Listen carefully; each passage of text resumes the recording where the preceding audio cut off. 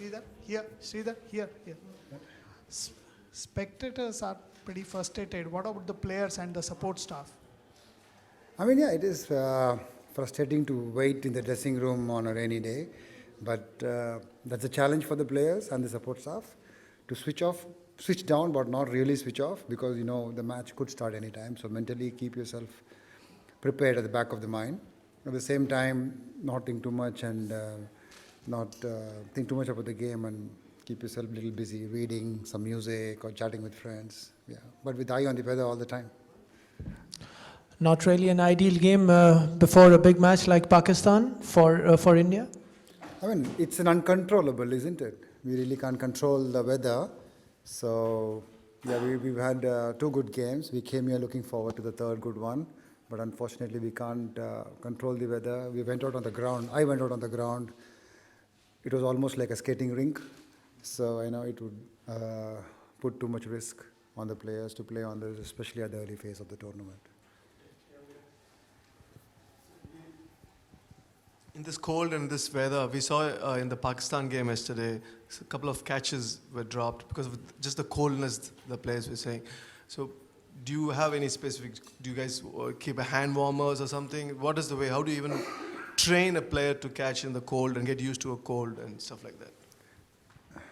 Good question. I thought hand warmers is obviously the first option to keep your hands warm. Also, if you're running around in the ground, between overs or between field positions and throwing the ball around to the players, that also keeps you warm between overs and doesn't allow your body to cool down. Also, we practice in the same weather, so that also gives us a heads up. And I think they're all professional cricketers, supposed to be the best in the world. They always make their best effort to catch a cricket ball, but then the nature of the beast is such that you catch someone, you drop some. So good. It's part of the game. Sridhar, just want to know that like Shikhar Dhawan, Sanjay Bhai yesterday said around 12 days it will take for him to assess, and after that probably he'll do the nets and everything. Like one part of it is batting, whether he's comfortable or not while batting. Like as a fielding coach, like if you give your okay, like what are the aspects after this kind of an injury when he's catching the ball? What are the things that you look at and you give the feedback to the head coach or the captain about his fitness? Like when he's coming back from a hand injury, and like what are the things that you look at? I mean, yeah, once we assess him probably on 10th or 12th day, we'll have to look what is more. It's his bottom hand while batting, if I'm not mistaken, and it's not even his dominant hand because he's a right-hander, so it's not his dominant hand as well. So, I mean, throwing wouldn't be a problem, but definitely the impact while fielding and catching, especially he's a slip fielder. If you notice, he stands in the slips in the initial phase of the inning, so that can be an issue. So we'll have to test him out probably with some lighter balls first, and then gradually move on to the cricket ball, see how he goes. But yeah, that will be a challenge.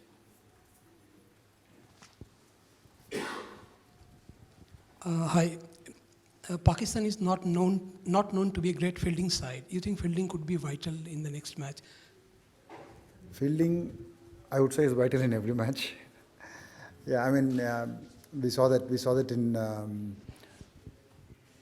a shot at the Oval on Sunday when we played Australia. Although we had a big total on the board, we had to field out of our skins to defend that total.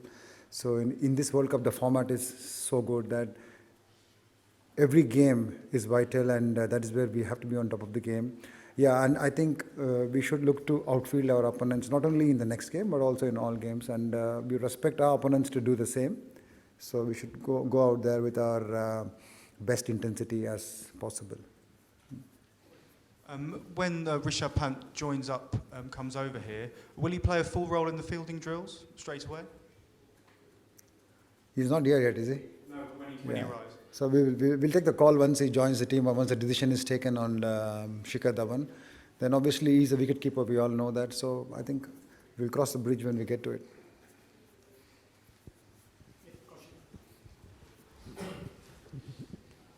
How do you assess the Indian fielding side? What do you make of the resources at your disposal?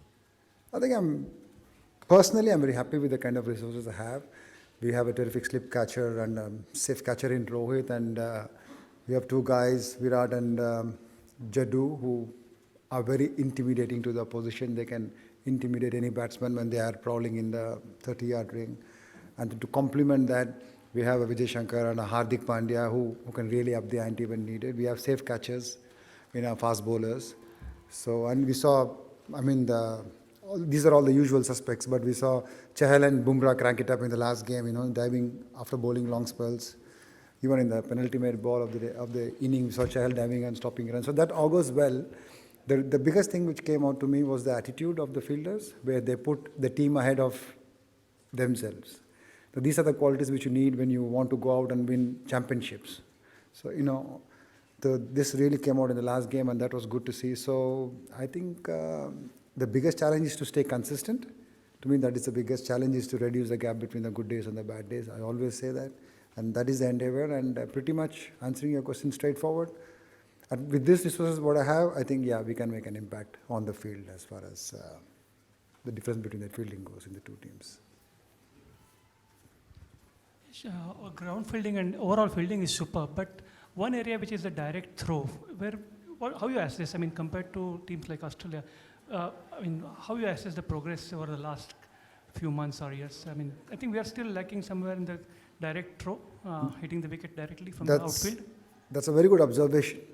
It's a very good observation. That is something which I have my eye on as well, and we practice a lot for that. So I would say converting, whether it's a run out or not, converting 1 in 3 or 4 throws is a good conversion rate, in my opinion. Don't judge me on that opinion, but in my opinion, if you convert 1 out of 4, you're doing a good job as a direct hit unit. But we failed to do that in the last game. We had about 10 shies and we hit only once.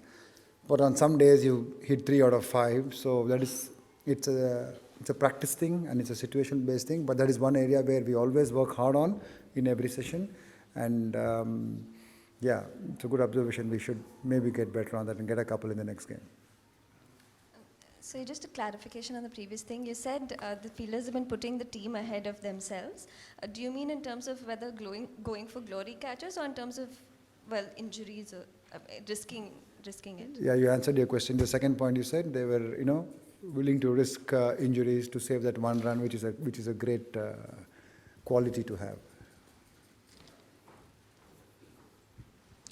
Just taking off from his question on direct hits, there is a lot of criticism from former players on many teams of this modern era that fielders throw unnecessarily from the inner ring even when batsmen are inside. Is that something that is spoken about, that you have to throw probably to keep up the intensity, or how does that work? See, if there is an opportunity, we encourage the respective fielder to go for the stumps, because we believe that his teammate will have his back by backing up the throw. Sometimes it happens, and very rarely it doesn't happen. So we encourage fielders to create an opportunity where none exists. We encourage fielders to try and convert an opportunity which they have created. So that is the route we would like to take as a fielding unit, to be more on the aggressive side, and that is, we all know where it comes from. It comes from the captain himself. So that is the kind of the cricket we want to play. That is a brand of cricket we want to play as a fielding unit. So we encourage that. And in the bargain, we lose a run here or there, it doesn't matter, because on a good day, we'll pull off 2 or 3 brilliant runouts. So, and also if you keep throwing at the stumps, it keeps your shoulder warm in conditions like this. If you don't throw and suddenly you get a chance for a run out, your throw may not be accurate. So these various factors are involved. So that's a brand of cricket we want to play.